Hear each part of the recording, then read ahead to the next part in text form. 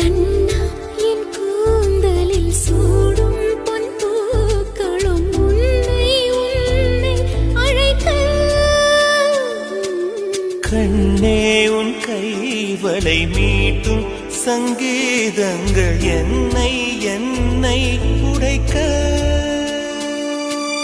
கண்களை திறந்து கொண்டு நான் கனவுகள் காணுகிறேன். கண்களை மூடிக்கொண்டு நான் காட்சிகள் தேடுகிறேன். உன் பொன்விரல் தொடுகையிலே நான் பூவாய் மாறுகிறேன். பூமியில் நாம் வாழும் காலம் தோறும் உண்மையில் என் ஜீவன் உன்னை